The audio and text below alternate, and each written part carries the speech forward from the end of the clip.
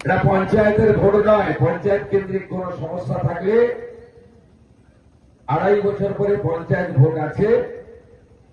কেউ যদি পঞ্চায়েত কেন্দ্রিক আনপপুলার হয়ে যায়, চাটাই সভা করে আমরা পঞ্চায়েতে প্রার্থী করি, চাপিয়ে দিই না।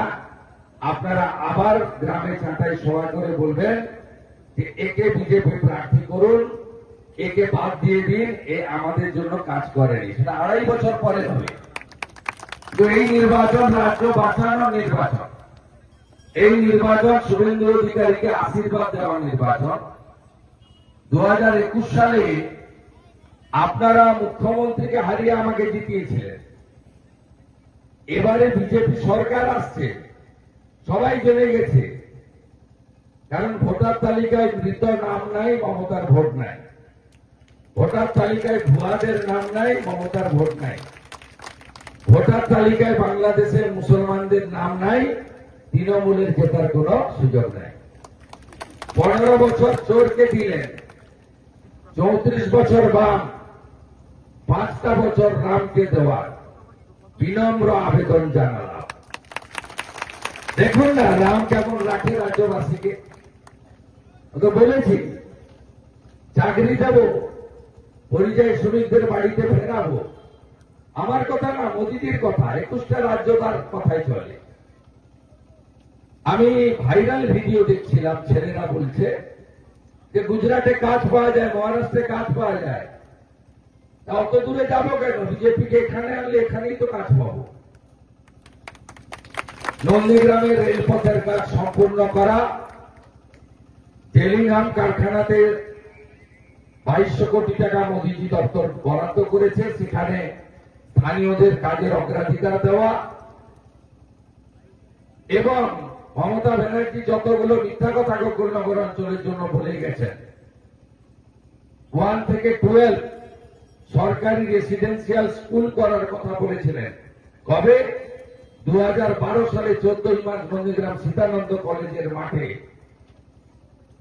বর্ষতা বিরোধী সংগ্রামের বর্ষপূর্তিতে কৃষক দিবসে শহীদ স্মারক নির্মাণের কথা বলে গেছিলেন, পার্ক বানানোর কথা বলে গেছিলেন,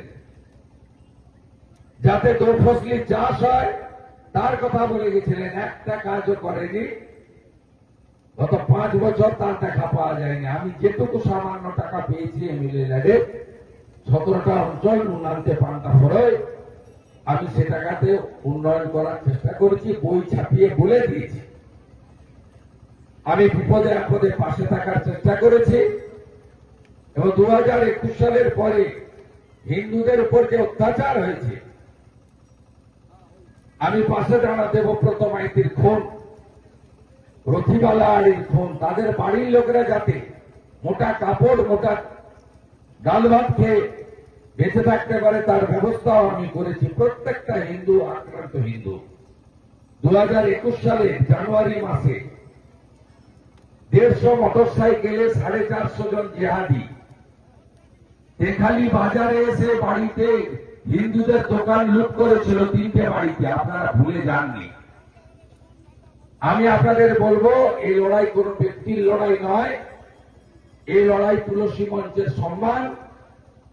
আমাদের হিন্দু বিবাহিত মহিলাদের শাখা পলা সিঁদুরের সম্মান, আমাদের তুলসী মালা, আচার মালা, আমাদের সংস্কৃতিকে রক্ষা করার লড়াই। 3000 টাকা মায়েদের অ্যাকাউন্টে ঢুকবে 1 জুন থেকে।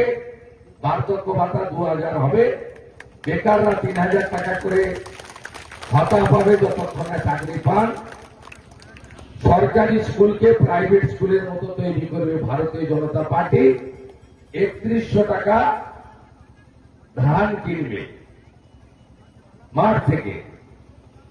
আর আমি চেষ্টা করে এশিয়ান ডেভেলপমেন্ট ব্যাংকের টাকাতে জল এনেছিলাম।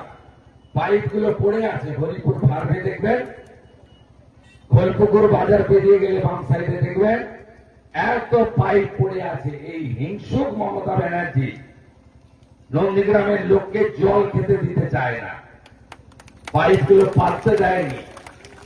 23 তারিখে শিক্ষা দিন, পদ্ম ফুলে 1 নম্বর বোতাম টিপে আপনাদের বন্ধু শুভেন্দুকে নির্বাচিত করবেন। এই আবেদন রেখে গরমে আর কষ্ট দেব না। গোকুলনগরের নামের সঙ্গে ভগবানের নাম যুক্ত রয়েছে।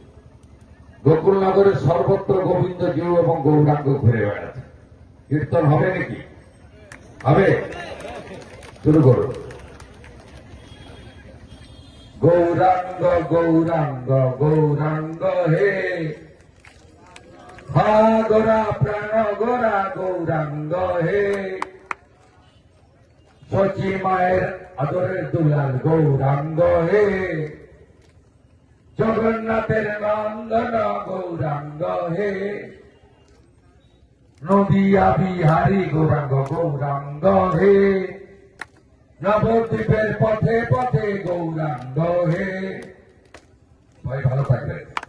গৌরাঙ্গের আশীর্বাদ নিয়ে আমার কথা শেষ করলাম।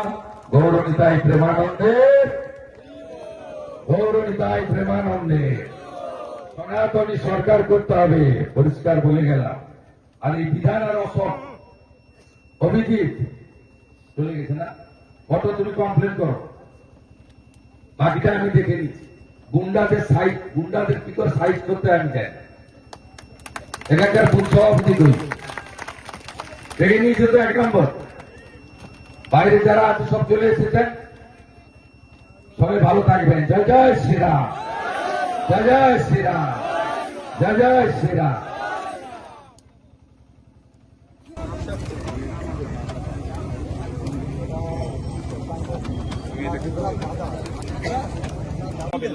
ডিসি ভোট দেয়, ফিরাদ হাকিম হেরে যাবে, ফিরাদ হাকিম হেরে যাবে, সেই জন্য সব।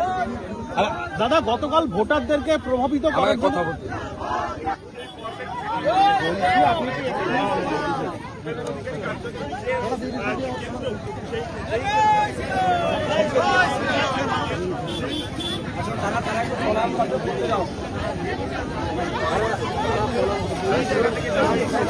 নন্দীগ্রামে অধিকারী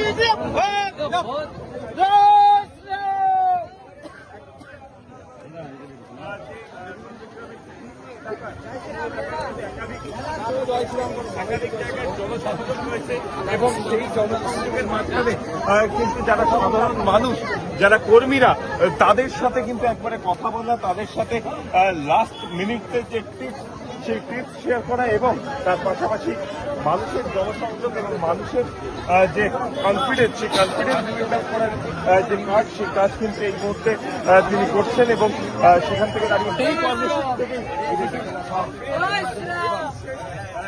ছেলে ছিল।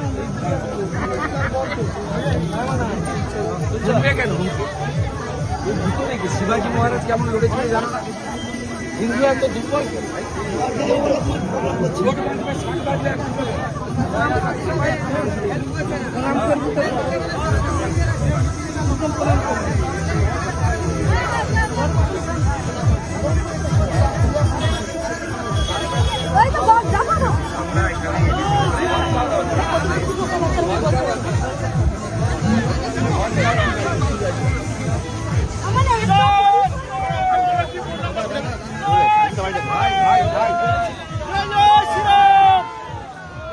আমাদের ভিডিও ভালো লাগলে লাইক এবং শেয়ার করুন। কমেন্ট সেকশনে গিয়ে জানান আপনাদের মতামত। আরও ভিডিও পেতে আমাদের চ্যানেল সাবস্ক্রাইব করুন এবং প্রতি মুহূর্তে খবরের আপডেট পেতে প্রেস করুন বেল আইকন।